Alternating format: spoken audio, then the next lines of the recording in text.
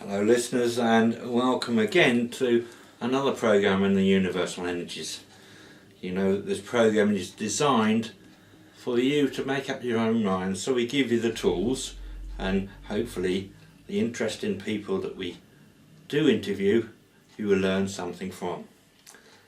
My guest today is Mr. Mark Barnard. Welcome, Mark. Pleasure.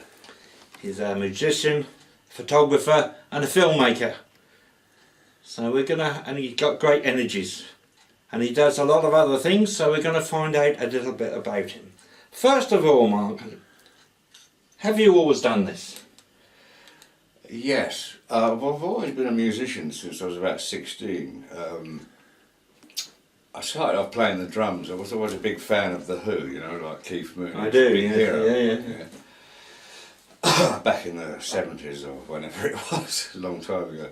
But yeah, I was always big hero of mine, you know, Keith Moon, and so I guess because of him, really, I wanted to take up the drums. So I started playing the drums. My dad bought me an old second-hand drum kit. Like me, really.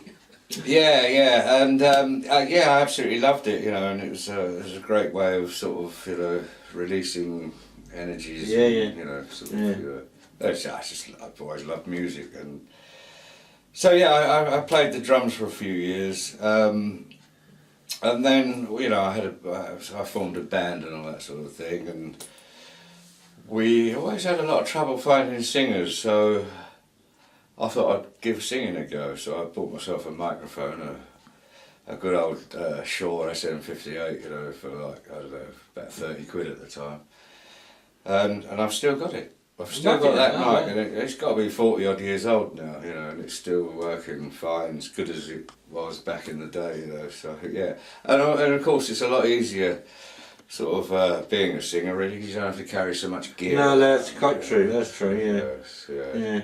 And you do need a singer in the band. Yeah. I'm not saying I can sing, but you know. I've heard you sing, Mark, and you're pretty good. Oh, bless you, thank you. From the call.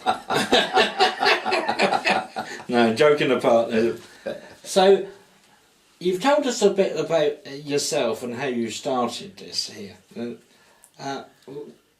What influenced you to carry on with this talent rather than go down another way, say, of photography or filmmaking? Well, I've always enjoyed writing music, and I am a songwriter, you know. You know, I've been in cover bands as well, but I've always enjoyed songwriting and performing my own songs and recording my own songs, you know. It's just, it's something I've always loved, and I just wanted to keep doing. I've never, I mean, even the thing is about photography, changing the subject to photography now. My dad was quite into photography. Right. In fact, he gave me his old camera, which was like a 35mm, you know, a film. Oh, right, yeah. Reels of film, like, you know. It was always, you know, you had to be very careful how you shoot, because you couldn't like, you know, waste film. No. You had a limited amount of pictures on the roll. But these days, with you know, digital cameras, you can just snap away and shoot, you know, till the cows come home, and you know, you don't run out of film, basically. But in terms of filmmaking, I did actually have a cine camera, which I sort of dabbled with and made a few things, but I didn't really sort of stick to it. I didn't get into it, you know, sort of in a big way, because of all the hassle, I suppose, you know. So this is more videos. We're talking about video. Well, I am now. I know I keep switching from music to photography. No. To video, but That's when we introduced you as the full package. yes, you did. Yeah. I've known you for a long while. I'm not too sure if you are, but I can't help that. But what I was trying to get at is that the videos is like music videos, sort of that kind of thing. Yeah, I mean, I do music videos now. I use about 3 cameras now, you know, so I do live performances, you know, weddings sometimes. But yeah, mostly music videos. That's what I really enjoy doing. As I say, with the digital cameras now, you kind of, it's a lot easier to do now, and of course with computers, you know, it gives you much more sort of scope for creativity and that, you know. And it's a lot easier. It's just, you know, it's more accessible now, you know. Would you say that, or perhaps there's not, is there one person that you can say influenced you to go down this road? What road? What, the filming? The filming, the photography, the singing and the bands and the music. Yeah. Well, you know, I've sort of been all over the place, you know, in terms of influences, you know, like I was saying earlier, I was influenced by Keith Moon and his drums, you know. Yeah, so, I mean, over the years, you know, I've sort of changed my styles of music because I'm now sort of doing folk rock, you know. And I suppose, you know, I was influenced in that respect by sort of people like the Levellers, you know, Waterboys, Pogues and that sort of thing. But back in the 80s I was in a goth band, you know, with black leather and black spiky hair and all that sort of thing. And we toured America and all that sort of, and made a few albums and that, you know. But I suppose as I became a little older, my sort of taste in music changed a bit, you know, and so that's why I went down the folk rock route, which I have done for the last 20 years. Is it 20 years? 1996 I formed Medicine, the folk rock band. So yeah, God, that's 20 odd years ago. Time flies. Time flies. When you are enjoying yourself. Yeah. If I can, I just want to take you back in your past a bit, through the 70s and to your younger past here. This programme, as we say, is about the influences of denominations and faiths and beliefs at times. I know that, like myself, it's the Mother Earth energies of the pagan that we understand. What other influences were there in your childhood? Yeah, that's a very good question. When I was growing up, I mean, my dad, he was quite a devout Catholic, and so I was christened a Catholic. My mother wasn't. She didn't sort of have any religion. She had no connections, you know, religiously, spirituality or anything. But yeah, he really wanted to, you know, sort of wanted me and my brothers and sisters to be Catholics as well. So we were Christian Catholics. Had to go to church, you know, every Sunday, you know, till I was about 14. Yeah. Been there. I hated it. Absolutely hated it. You know, it was awful. It was, you know, the church service would last for about an hour, and I could say it was the worst hour of my week. You know, I used to sit in there and looking around and just thinking, you know, I really want to get out of here. Well, this is horrible, you know. I just didn't get it. And of course the priests were, at the time, Latin, you know, so you couldn't really understand what they were going on about anyway. Yeah, and so up to the age of 14 I had to go to church every Sunday, had to go to confession. It was a long old job, wasn't it? Oh, very dead. Sorry, viewers. Yes, yeah, well actually, well the thing is, funnily enough, I mean at the age of 7, you know. I do know. Yeah, I do. And I used to sit in the confession box and, you know, bless me, Father, forgive me, I've sinned.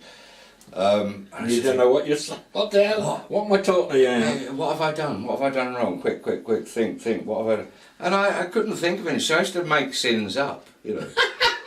You know, I used to lie about my sins. I mean, surely that's a sin in itself, lying.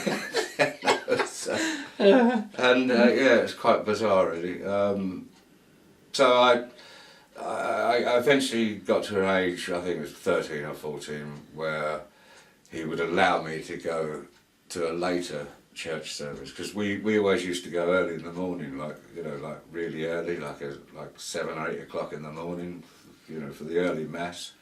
And I've never been an early person. I've never been a morning person, you know. And so he started to allow me to go to a later mass on my own, you know, like 10 o'clock or something. But I didn't go. I'd sort of walk round the block for an hour, you know, and then go home and say, "I've been to church," you know. So I got away with that for a little while. But then I think eventually he realised that I didn't really have any interest in the Catholic or indeed Christian faith. So that was that. Yeah, but he continued to be a Catholic right up until the day he died. And when he died, there was like 15 of us round his hospital bed. And one of the last things he'd done was to have the priest come in and bless him, send him on his way, you know. Yeah, there's a whole new, different interview that would be. Yeah. But we get to a point, which you do, 13, 14, when you start to make up your own mind if there is anything that you think might resonate with you or not. And with me, it was a case of that I too, but I was in C of E, I was Christian C of E. Yeah. And went through all that situation and just to appease, and Sunday schools and all that sort of thing. Didn't really resonate one bit with me, but I carried on. Just went along, didn't. And you get to a point whereby I did what I did, and it's a case of that. Then you're shunned again, and then you think to yourself, well, you need to listen to yourself and what do you respect. Absolutely, yeah. And so it was the Mother Earth energies, and I clicked in there, and the native energies and the different experiences and that kind of thing. Only gets us where we are. You see now, I mean, you know, sorry to interrupt. No, but, sure. Yeah, I mean, after the Catholic thing, after I sort of got out of that, then I just got into music really, and I didn't really have any spiritual direction from that point, you know. So what spiritual direction were you after then? Well, you know, I mean, I round about my sort of mid-20s, early 30s maybe, I discovered Native American, you know, spirituality, which I got heavily into, shamanism and that sort of thing. You know, I read a lot of books, you know, by I can't remember any names now, but yeah, I've still got a lot of books on the subject. And yeah, I got absolutely fascinated with that, and I felt very drawn to Native American. In fact, that's where the name Medicine for the band came from, because before we were Medicine, we used to be called Medicine Wheel. Back in the late 80s, early 90s. I think that's when my folky thing started to come through, you know, more, you know, a much more earthy sound and way of writing, you know. Writing about Earth's energies and that sort of thing. Yeah, I mean, with the Earth energies, we honour Mother Earth, and let's face it, then through the Roman paganism, through Constance I and all that, you know, we've been controlled and dictated to ever since, no matter what it is. And I find it very sad sometimes that people get to a certain age and they don't want to make up and go different ways because they don't want to rock any boats. Sure. You know? Yeah. I mean, we're better now, we're in an age whereby the youngsters rock the boats, and good luck to them. Yeah. It was a bit different in our day, sort of like. Yeah. Yeah. But having said that, and being brought up, if you like, to 14 in the Catholic faith, was it just the priest that, through his Latin and his pulpit talk and everything else, and giving his sermon, that sort of you switched off from, or was it the Catholic Church altogether? Yeah, the Catholic Church altogether. The priests seemed very nice people. They were always very friendly, you know. Yeah, they'd always be very welcoming. So, as people, I didn't have a problem with the people themselves. It was just, just the ideas they brought. And then I started to learn about the history, of Christianity. Yeah. And none of it made sense to me. None of it added up. I mean, Jesus was a wonderful fella, I'm sure, of course. How could he not be? Jesus, I'd be quite happy to follow the path of Jesus, but I don't think Jesus ever intended to start this huge religion called Christianity. There wasn't a bit of religious doctrine in him. No, because he said if you want to find, everlasting life, just go outside and see the influences around. Yeah. And I got into the point whereby I lecture on religion. And in fact, I was asked to do some after dinner speeches a little while ago because I'd never done it before in my life. Someone didn't turn up. So I turned up to the hotel knowing that I was going to get paid plus a 3-course meal. I thought, I'll be there. Like you do. So we turned up there and I didn't know what I was going to speak about. And we had a nice meal and we just sat there and chatting and everything. Then I got introduced and he said he'd never done it before. I said, well, he said, what are you going to talk about? And I'm going to talk about religion. And I went on and I started off with as you know it now, quote the dates and everything else. And so then Roman paganism, Constance I, how he wanted to get the taxes going, so he took a bit of the paganism on there went through this and everything. And I went through to the Egyptians and about the 10 Commandments, and I said I can assure you there's nothing about going up a mountain, and told them about the Isis that came down and told them how, and the Lord's Prayer and where the Amen came from, the moon, and all that. And I thoroughly enjoyed it. And so I sat down and I said, is there any questions? Because I give them the facts and where they can get them from. And he said, yes. He said, please, I was very reluctant about coming tonight because I knew the speaker wasn't going to be there, but I thoroughly enjoyed it. He said, I'm the deacon of what? Oh. He was the deacon of Framlingham Church. Oh. And I told him I did it, and he phoned me up afterwards, about 3 days later, 2-3 days later. He said, I never looked at it from there because we've never been taught that. Yeah. We have never gone down that path.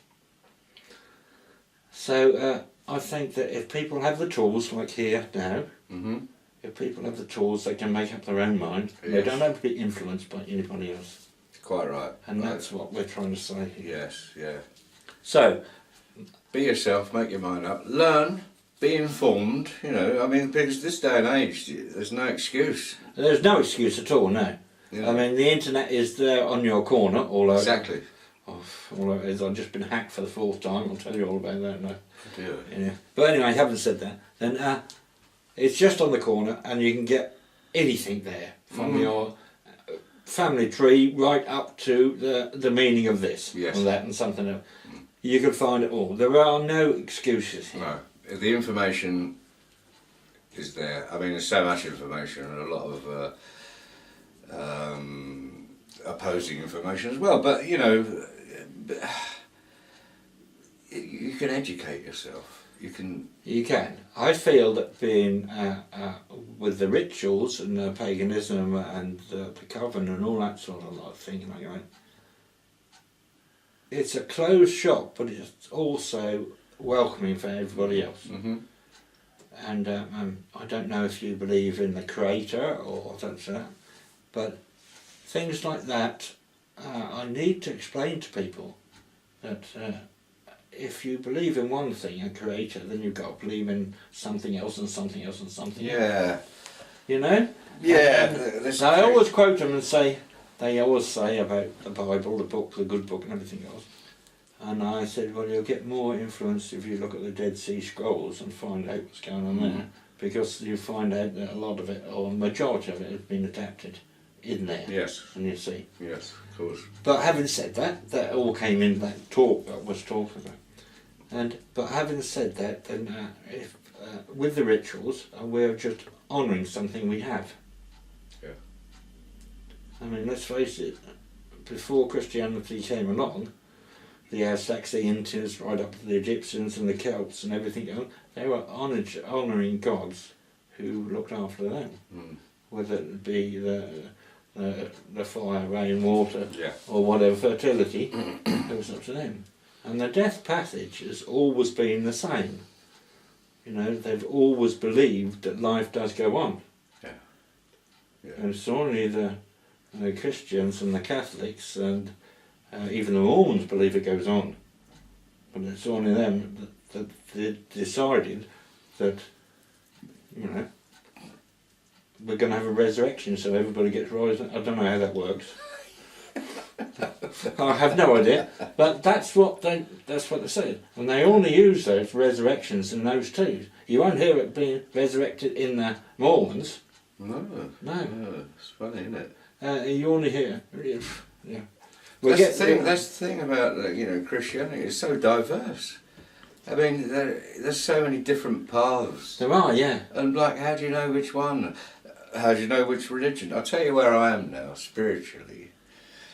I mean, when people say to me, do you believe in God? My first question is, define God. Yeah? Define God, right? And I always say, if you're looking for God, I think you can find God in quantum mechanics. That's where I am at these days, recently. In fact, my YouTube viewing every night before I go to bed is learning about quantum mechanics and that sort of thing. It's fascinating. I find it fascinating. And you think you can find... I think you can find God through quantum mechanics. I know that sounds a bit bizarre. No, it doesn't sound bizarre. I mean, but I can only deal in facts. Facts? When it comes to God. Right. God, energy, whatever. It's a man-made word, we put it in there. Yes, it is. Yeah, it's only dog backwards anyway. That's the thing, is everything, all religions are man-made and they've been invented. Religion is on there. Yeah. I don't like the word religion. I don't like it as... Way of life I'd put in there. Yeah. That's what we do. And I get really upset when people talk about spiritualists being ordained ministers. How the hell does that work? Yeah, quite. And then when I quote the Bible at them, because at a young age I knew it backwards.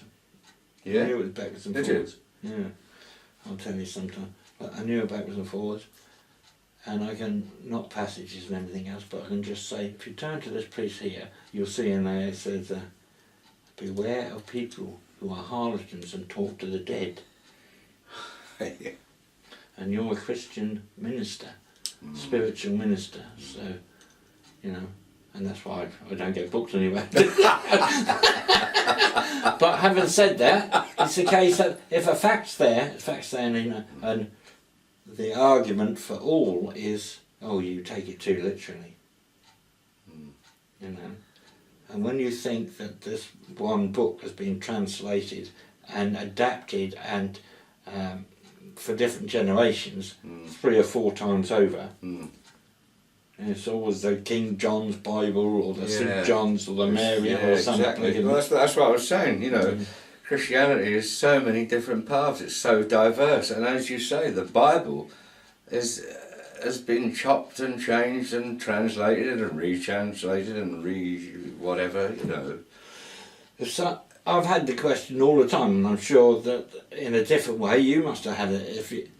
If you believe in God as a creator, you've got to believe in the Immaculate Conception. If you believe in the Immaculate Conception, you've then got to believe in the Ten Commandments and the burning bushes and all the rest of the things that go along with it. And it doesn't resonate with me, I'm afraid. No. But I didn't just let it resonate with me, I wanted to find out. But they're mythical stories, you know, like the ancient Greeks, the ancient Egyptians. Of course they're all mythological stories, and they're all, you know, a lot of them have very similar stories as well. They're just different names, you know. Yeah. The Egyptians have loads and loads, and the Aztecs have even more. Yeah. About, especially the Immaculate Conception. So you can see where it's... Yeah, sure. That's right. Someone said to me the other day, he said, because I find it uneasy just to go to kiddies' festive plays and things like that, because I find that I don't like being in an atmosphere where I know it's not right. And take that as it comes. I mean, I'm not influencing anybody else's here. And one of the parents said to me a while ago, a long while ago, said to me, you don't believe, do you? I said, it's not because I don't believe. I said, it doesn't sit with me. She said, what doesn't sit with you? I said, all this business about the three wise men and all that sort of thing, following a star. She said, well, we think it happened because it was in the Bible. I said, look at that star up there, what is that? He said, it's Venus. I said, well, you go over there, where's it gone now? He said, because it's in the Bible. Yeah. No, but Venus followed you about all the time. And Venus was there with that time, so why wouldn't it be? You know. That's right, yeah. But you see, back in the day, they didn't have the knowledge. No, they didn't have the information. They had nothing, no, that's right. And so, religion, that word again, needs to evolve, but it doesn't seem to evolve, does it? No, it doesn't seem to be, no, because right from the beginning, it was there for control. Yes. And that control and dictation. Absolutely. And let's face it, when we go to school at 5, it was 5 when we were there, not 4 or whatever it is, you are dictated to by whoever happens to be the teacher of religion at that school. Generally, it was C of E or Catholics. Yeah. There wasn't anything else there. No, not back then, no. So it's like you go through the doors of any church and you're dictated to what's over the doors. Yep. You'll see at my centre tonight, you can be sitting next to Mormons or Catholics or this and that, and they're all good. Yeah. I mean, the talk tonight is by Liz Goldsmith, and she's going to do it on soul retrieval and protection. Okay. So we have a lot of things, diverse things that are going on here. So. But anyway, we're going off the path just a bit here. We are a bit. Okay. We've been stuck on the religion thing, but it's such a huge subject, and I find it fascinating. It's a very fascinating subject, but we give the tools to the people through here, and they can make up their own minds here. I don't like to knock people. People are lovely. I love people. I'm really sorry, but I do knock religion, and I know I'm a little outspoken on this subject sometimes. You're not sorry, but you know, I think if we got rid of all religion on this planet, the world would be a different place. It would, definitely. Yeah. The last thing we say on religion is that if we look at the history that is caused and the devastation that it has caused throughout the years and years, and the English have got to take an awful lot of the blame for this, and the lives that is taken on the benefit of Resurrection Day, and the fear that is given to people, fear being if you're good you're up there, if you're not you're down there, and we're only talking about maybe 100 years ago that was doom and gloom on the platform. Mm-hmm. Because there was no laws, as there was in the community. Yeah. You know, no governing people, so that all the laws came from the platform. Yeah. Because people went there to church, they were dictated to and controlled, so they all went in there. Yeah. And we're still living on that influence today. Mm. And we'll always be living on that until somebody, till more centres come where everybody sits down together and progresses. Mm. And we don't have this jump over you to get where I want sort of. Yeah. Having said that, Yeah, so just one more thing I want to say here.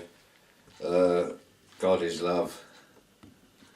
he is, God yeah. is love. I mean, if I had to define God, I'd say God is love. Love is all there is. Yeah. There is. Really? That's all there is. Really? I quite agree. Everything else is we've made up, we've invented. Yeah. But really, beneath everything, it's just love. And I think, you know, going back to quantum mechanics and consciousness, you know, the universal consciousness concept, you know.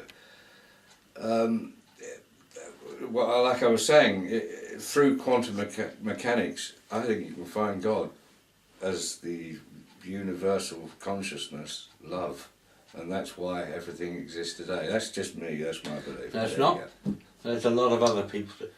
Let's just come away from this subject a bit because it is quite heavy, Yes, it is. and I don't want to bore the listeners No. too much.